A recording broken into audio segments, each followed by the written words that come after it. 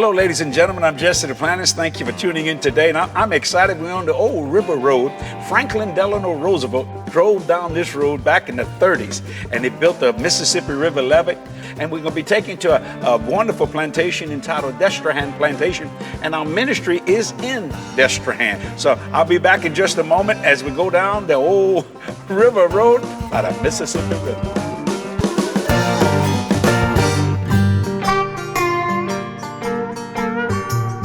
We're here at Destrehan Plantation, and we got a wonderful lady here named Susan. Susan, come. Now, look how beautiful this lady is. Now, all these years ago, this is what ladies, how they dress and how they look. Susan, how you doing today? Fine, sir. How Thank are you. you? Oh, doing fine. Listen, you come to the South, and you come to, especially to our church and the different things, you come to New Orleans, you need to come to Destrehan Plantation. It's wonderful. They do wonderful tours, and it's really beautiful.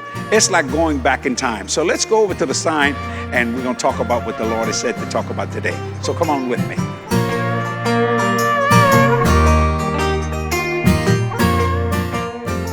Hi, I'm Jesse Duplantis. Pleased to meet you. Hello. Where y'all from? Germany. Oh. We love it to be here. Oh, well, thank you. I appreciate it. It gets hot. It's Africa hot. Well, it's a pleasure meeting you guys.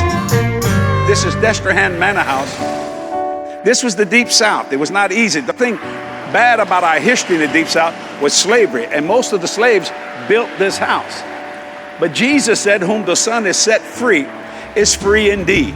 I want to ask you today, are you free today? Are you free in Christ? Free in every area of your life? Let me tell you something. God will do whatever you can believe.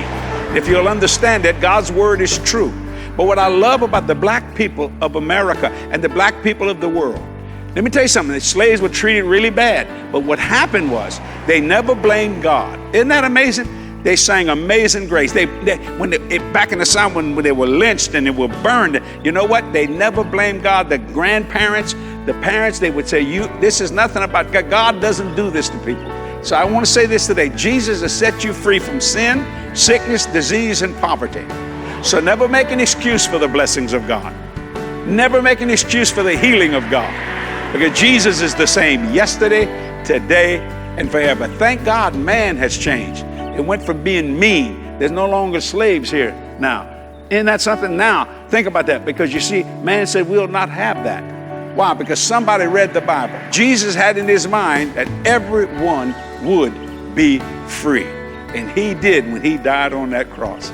So I just want you to think about that for a day. Now, several hundred years ago, Jean-Noel Destrehan stood right here. Well, guess what? 2,000 years ago, Jesus had you on his mind when he was hanging on that cross to set you free. Hallelujah. So if you don't have time to get depressed, why? Because whom the Son is set free is free indeed.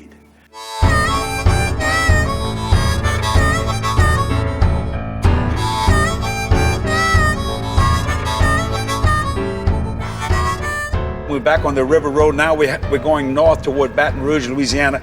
We want to take you to one of the greatest engineering feats by the Army Corps of Engineers. It's called the Bonnie Carey Spillway. And let me give you an idea what this is. A lot of time, when it freezes in the winter, the lakes and the waters freeze up north, and all of a sudden when that water starts melting, it goes into the Mississippi. And they got to take the pressure off this levee. What they do, they open up the locks. And it's amazing, the thousands and thousands of gallons of water. It takes the pressure off of the Mississippi. So everybody around here, if we didn't have that Bonnie Carey Spillway or that, it would be flooded during the hurricane. This levee would never been breached, even during Hurricane Katrina. And I want to tell you something, you can't stop the Mississippi. The Mississippi is a mighty river, but it takes off, it just takes off, puts it out into Lake Pontchartrain, then goes out into the Gulf. And you might want to see these two men down there. If you're looking down there, they're crawfishing. My God. I want to tell you something. You'll never starve to death in South Louisiana, man. We know how to eat, and that's some of the best crawfish you'll ever see. All these are locks. They open this up. I've seen the Mississippi River be as high as the top of that lock. And the reason why I wanted to bring you here today, this is all happening in South Louisiana. There's times that we get under pressure. There's times Satan puts us under a lot of stress. But let me tell you something about Jesus Christ. He's got some spiritual locks inside of you called the Holy Ghost. And all you got to do is open up and let the power of God begin to flow, and all the stress will just go just like the Mississippi River water. Now imagine the water being as high as this levee is right here. I mean, right here, that water would be right there. But when you open those locks, it's one of the most amazing things you've ever seen. Now, what happens is they closed the locks not too long ago, and there's still water out there, so that people are crawfishing and doing all that kind of stuff so they can feed their families. So I want to get a shot of all these tankers and things here in the Mississippi River. I want you to see this here. It's amazing how much economy comes down the Mississippi River. And this is it right here. When I was a kid, I used to go swimming in there. Now, you got to watch yourself. If you get too far out there, those eddies will get you. And my God, they'll sink you down. And I mean, it will pull you down, you'll drown. It's over a mile wide right here. But all these big, huge tankers, see them, they're full of oil. It's coming into the port of New Orleans, going up the river and going down the river. It's one of the most amazing things. I said that to say this. You see, that is nothing but the blessings for the United States of America of its economy. Well, you know what? God's got spiritual tankers. God want to bless you in the city, in the field, going in and going out. So in other words, he has the blessing that's on the river, and if the devil tries to put you under stress, he has the locks over here to take the stress off of you. Think about that. Now, what happens is, if you, even in the midst of the stress, when we're having problems and all that water is rushing, literally that becomes just a lake, goes into Lake Pontchartrain. And what happens is it cleans everything you can see. Right now it's a little muddy, and it turns everything with the prettiest green you ever saw in your life, because all the nutrients are coming from the Mississippi River, are going into the ground. The trees begin to grow, and the crabs and all kind of different things of that nature. At first they don't know how to handle all this fresh water, but then all of a sudden they begin to grow, and you eat it when you go to restaurants. So this is one of the greatest engineering feats that's ever been done here by the Army Corps of Engineers. It's a blessing. So let me say it again. You may be under stress right now. Maybe cancer's coming against you. My Lord, all you got to do is open up the locks and let the stress out, because Jesus said, by his stripes you were healed. Maybe you're financially distraught.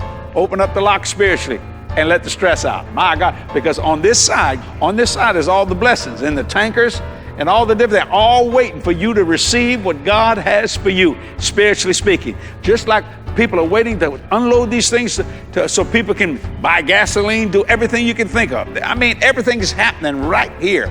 And I mean, it's an amazing economy. And one of the biggest rivers in the continental United States is the Mississippi River. Now watch this, and I want to say that. People say, why is it so muddy? That's one of the best things that's ever happened to us.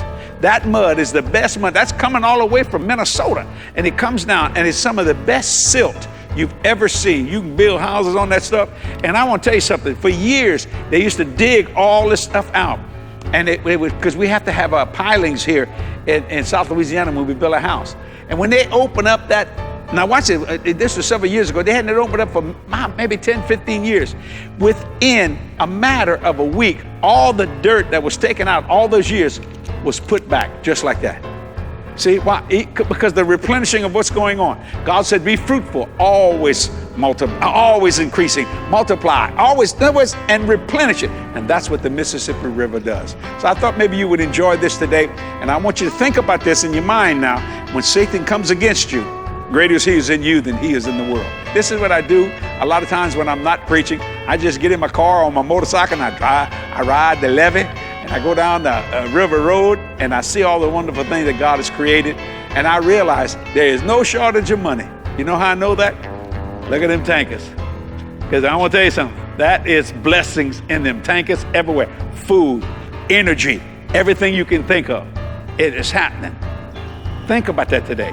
And maybe when you burned a gallon of gas, you might be in Georgia. Most of the gas that people burn in Atlanta comes from right here. We have big refineries that's going on. It's a place where the blessings are flowing. So I just want to show it. Remember this, God's blessings are always flowing. You just got to get there just like I am today and say, you know what? It don't make no difference. If the pressure's up, I open up the locks, I take the pressure off. If I'm hungry, I go straight to all that blessing out there and say, I'm blessed in the city, blessed in the field, blessed going in, blessed going out. Now, do you understand why I believe in prosperity? I see it every day. Coming up the river, going down the river. And remember that Jesus will take the pressure off and he'll put the blessing on.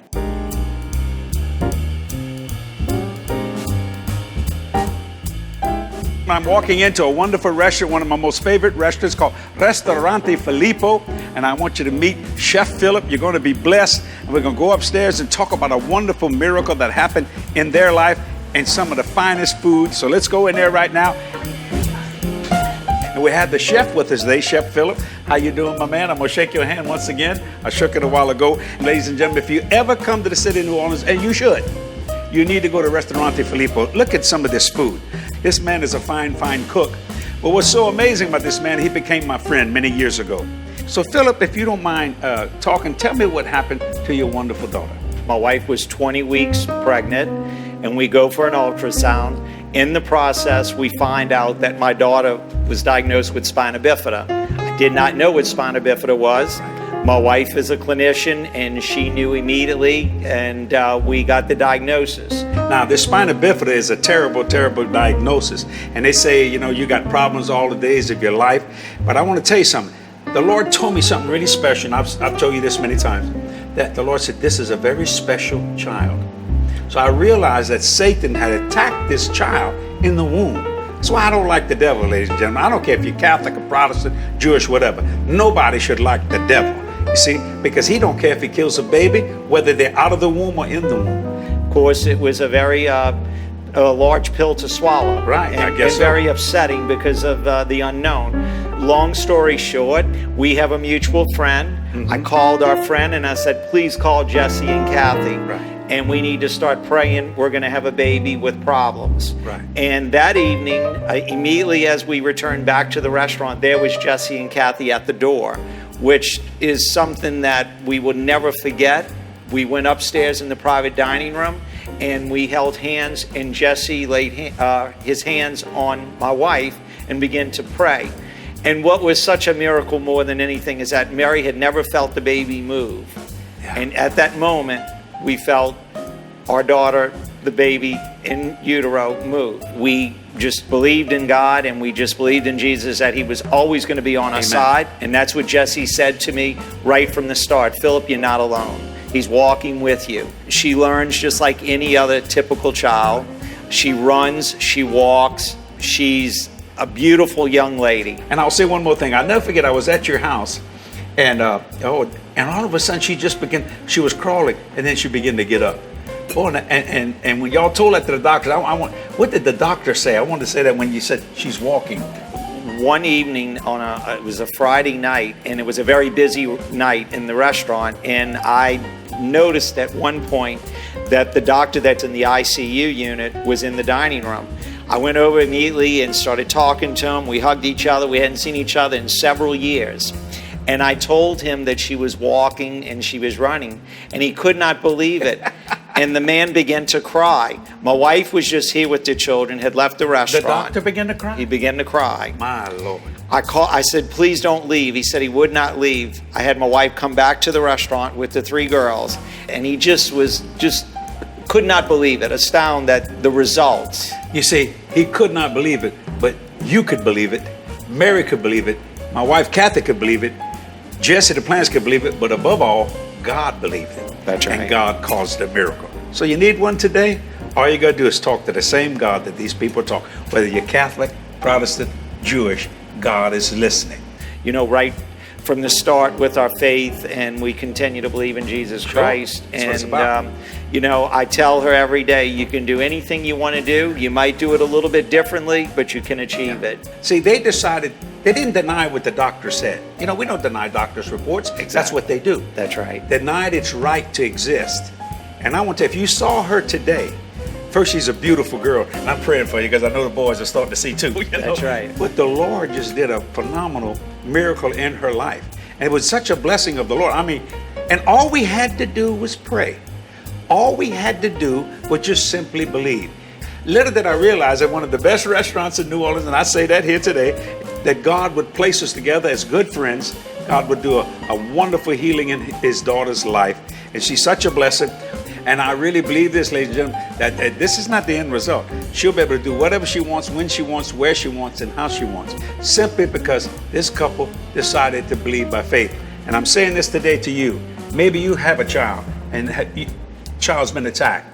And you think, well, why did God allow that? God didn't allow that. Satan comes to kill, steal, and destroy. But Jesus came to give life. If you'll find someone that'll believe God with you, think about that. You find a Bible-believing church. Guess what?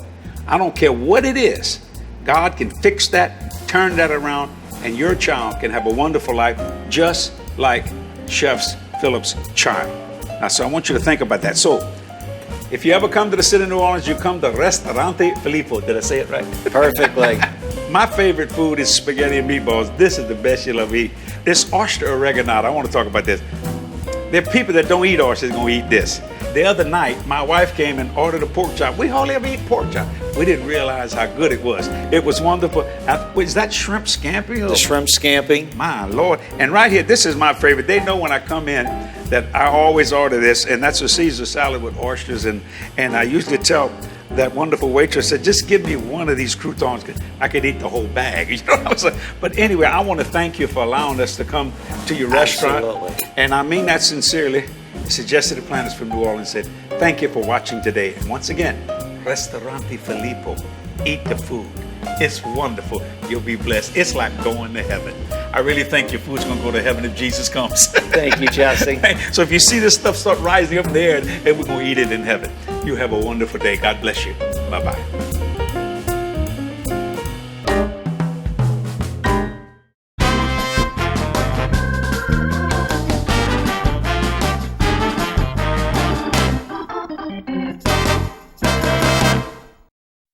This media is copyrighted by Jesse Duplantis Ministries for the private use of our audience. Any other use of this media or of any pictures or accounts without Jesse Duplantis Ministries' consent is strictly prohibited.